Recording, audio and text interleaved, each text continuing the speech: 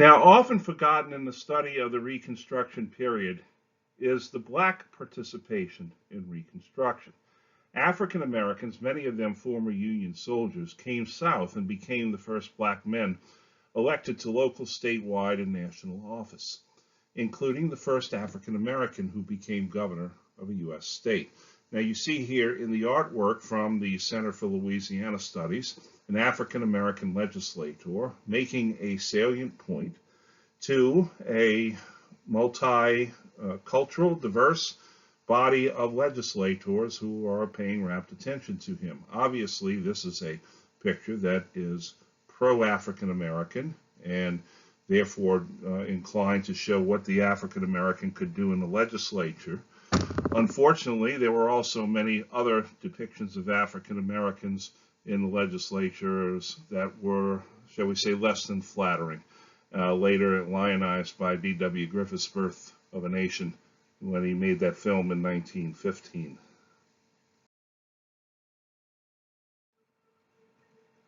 In the presidential election of 1868, Andrew Johnson had been neutralized. He was not going to get the Republican nomination, being as he was not a Republican, and because of the fact that he was so staunchly opposed to the radicals in Congress. So the president basically went home to Tennessee. Meanwhile, the Republicans met in Chicago and chose a man who had never held elective office in his life. Ulysses S. Grant was the war hero whom many believed would carry on the work of the radicals in Congress and tended to identify with the radicals in Congress. The Democrats that year met at Tammany Hall, the famous hall, the New York political machine in New York City, and their slogan was, "This is a white man's country, let the white men rule." After numerous ballots, including several with Andrew Johnson on it, former Governor Horatio Seymour of New York was chosen, despite his initial reluctance to accept the nomination. In the first election where African Americans could vote, the racial tone of the campaign was vicious and tinged with accusations of miscegenation by the Democrats against the Republicans, while Grant said nothing himself during the campaign other than, "Let us have peace." Seymour actually tried to tone down the stridency of the Democrats, but Grant won 26 states and 53% of the popular vote, which again shows that 47% of the American population did not want civil rights for African Americans, did not want voting rights for African Americans, and wanted to continue with segregation.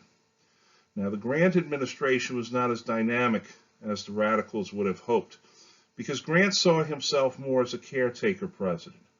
But Congress, still dominated by the radicals, continued forward with the redefinition of voting rights, in which it facilitated a shift in the protection of voting rights from the states, which they felt unreliable in this regard, to the federal government. And to do this, Congress created, and Grant signed into law, a new section of the Cabinet, the Department of Justice. Congress also passed and sent to the states for ratification the 15th Amendment, which prohibited disenfranchisement based on race. However, this was a very, very vague amendment when it came to gender, nor did it prohibit things like literacy tests and poll taxes. Nonetheless, the 15th Amendment did pass. Congress continued on its progressive activist path. The Enforcement Acts of 1870-71, also known as the KKK Acts of 1870, now begin to enforce the 14th and 15th Amendment and called for federal intervention to protect people's voting rights. The president now had the power for the first time to both suppress state disorders on his own initiative and to suspend the right of habeas corpus. Now, Grant did not hesitate to use this authority on numerous occasions during his presidency, and as a result, the Ku Klux Klan was completely dismantled, ending the first Klan era, and did not resurface again in any meaningful way until the beginning of the 20th century, and then it resurfaced up in the North. Congress drove on. In 1875, they passed the Civil Rights Act. which was promoted by Senator Charles Sumner, who believed that the 15th Amendment did not go far enough. The law actually passed after Sumner died in 1874. The last federal civil rights law enacted until 1957, the Civil Rights Act of 1875, prohibited racial discrimination in the selection of juries and in public accommodations.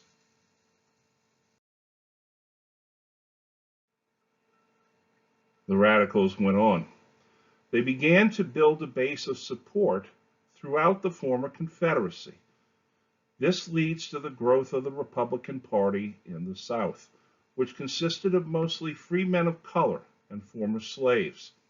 Also, you had carpetbaggers who came from the North. We'll get to them in a little bit. It also included disaffected Southern whites, that is, small farmers who felt left out of the system and felt that whiteness was not nearly enough for them to invest in the Democratic Party.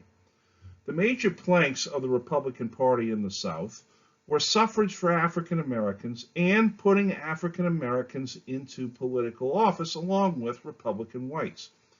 Because of these policies and the fact that numerous Southern Democrats were disenfranchised ex-Confederates, African Americans made major gains throughout the South.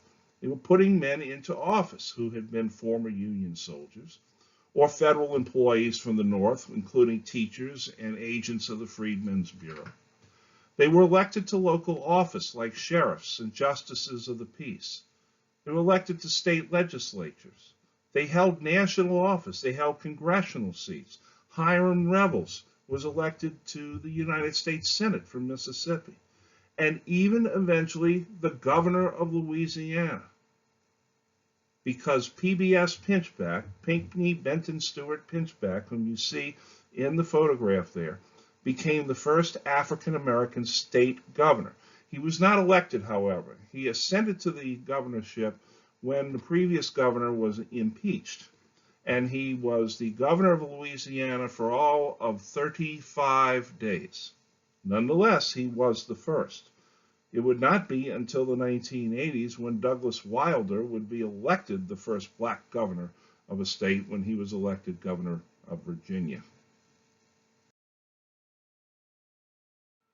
This is a composite of the African Americans in the Louisiana Reconstruction government. It must be understood that at no time did African Americans ever comprise the majority in state legislatures. White Republicans and Democrats who took an oath of loyalty to the Union dominated the legislatures. The large picture in the center is that of Oscar K. Dunn. Oscar K. Dunn was the first elected lieutenant governor of a state in Louisiana. He would have become governor except for the fact that he passed away, and that put PBS Pinchback in as lieutenant governor, and then he became governor.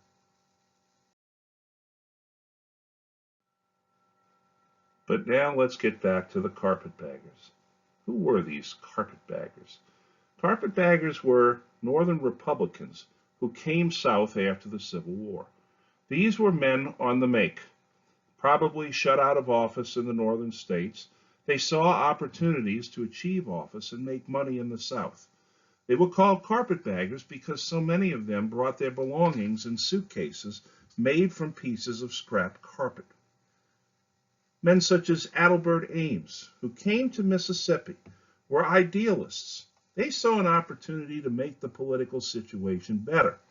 He was the son-in-law of Benjamin F. Butler, who became notorious in New Orleans during the Union occupation, nicknamed Spoon's Butler. Ames attempted to shift Mississippi politics towards more African Americans in office. He had to contend with serious violence against his program during this time. Now, others, like Henry Clay Warmoth, who came to Louisiana, were corrupt from head to toe and as racist as any Southern Democrat. Henry Clay Warmoth was one of the youngest governors ever elected in United States history. He became governor of Louisiana at the age of 26. Warmoth weakened civil rights protection. He endorsed a fusion ticket that included Democrats on it, and when he tried to tinker with the election in 1872, he would be impeached and then replaced by pinchback. Now, in addition to carpetbaggers who came from the north, scalawags were white Southerners who supported Reconstruction policies and efforts. The term scalawag is a pejorative. It refers to farm animals that are useless. Now, scalawags were Unionists and Republicans in the South, remnants of the old Whig Party. And it came from the middle classes, merchants, artisans, professionals. They also drew from small farmers who were disaffected.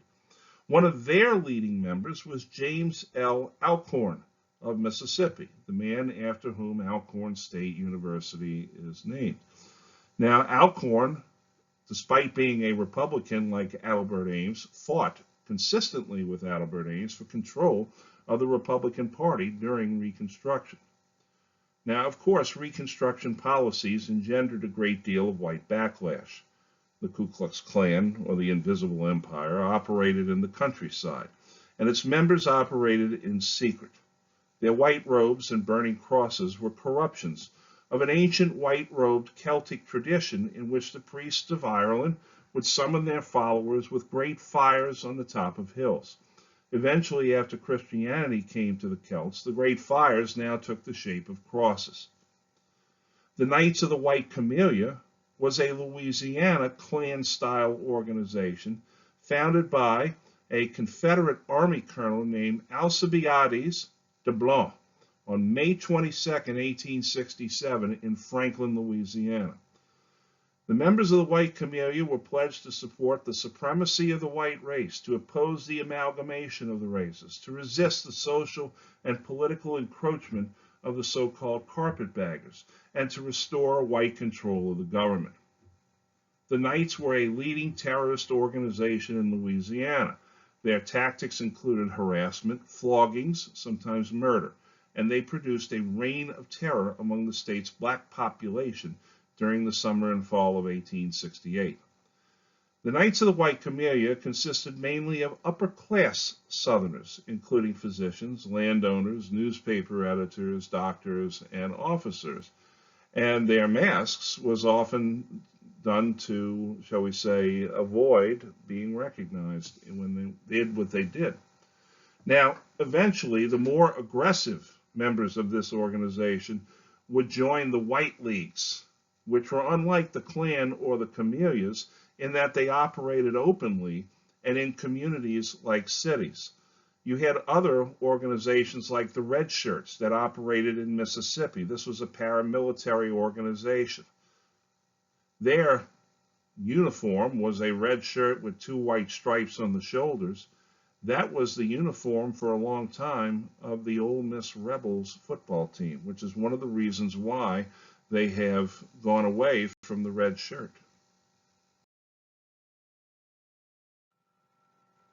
In the bottom left, Albert Ames went on to become governor and then U.S. Senator from Mississippi. After Reconstruction, he would leave Mississippi and move to Minnesota and to Michigan, and there he would help found General Mills, which is a cereal company that produces cereals like Lucky Charms.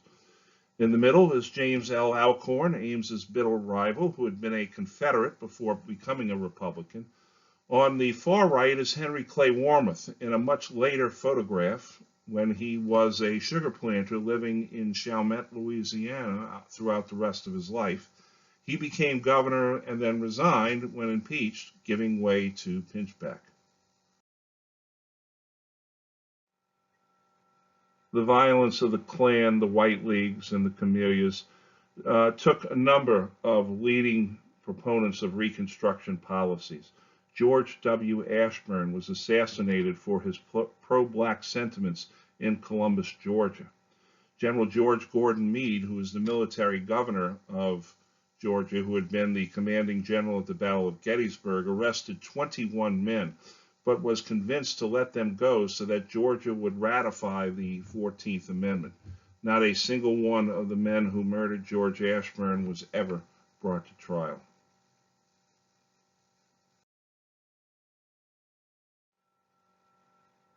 The White League murdered Julie Hayden, the young woman you see in the upper left-hand corner. She was a 17 year-old school teacher from Tennessee, and the White League murdered her in 1874.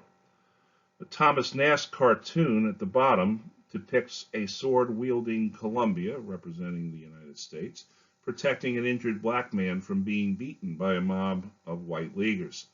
In the upper right-hand corner is Nathan Bedford Forrest, known to all who knew him as Bedford Forrest. He was the infamous Confederate cavalry commander. He is, of course, the man on whom Forrest Gump was named. Bedford Forrest founded the Ku Klux Klan, became its first imperial wizard. But then he left the Klan when it became too violent. And if Nathan Bedford Forrest thinks that you're too violent, you're too violent.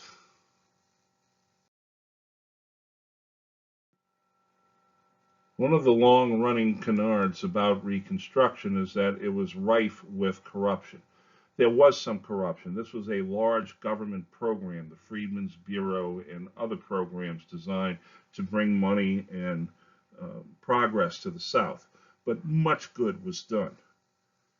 Louisiana, Mississippi, and Alabama all rewrote their constitutions in 1868, approving the 14th Amendment. As a result, they were admitted to the Union. Henry Clay Warmoth was corrupt, but he was impeached by the legislature. He was removed as governor of Louisiana. You had schools, theaters, and public places were integrated. African Americans, now striving for literacy, founded their own newspaper, the New Orleans Tribune, for example. You had returning boards that were designed to make sure that no skullduggery would happen during elections. You had a property tax increase on white landowners. This meant that schools and public facilities could either be built or improved. Now, on the negative side, the first Louisiana lottery was chartered in 1868, and this became a serious vehicle for corruption and political shenanigans throughout Louisiana. The first president of the lottery was Pierre Gustave Touton Beauregard of Louisiana, of St. Bernard Parish. He was above reproach, but many of those in the Louisiana lottery were rapacious, to say the least. Nonetheless, despite all that, the effects of Reconstruction overall were positive. You had public schools built. Black higher education began. In addition, African American religious congregations like the African Methodist Episcopal congregation in Charleston, South Carolina, which was the scene of that terrible massacre back in 2015. Other places like that begin to grow. The wage labor system grew as workers for a time controlled the selling of their work. However, for most former slaves, what they had was freedom and nothing else. Thus, sharecropping became the chief economic labor system. In sharecropping, the former slaves agreed to live on and work the land for a planter in exchange for a share of the crops. Now, on paper, this tenant farming system seems equitable. However, below the surface lurk numerous problems. Rather than base the tenancy on the market of the crop, usually cotton or sugar in Louisiana, the rents were fixed. This meant that if the market price of the crop fell, the sharecropper now falls behind.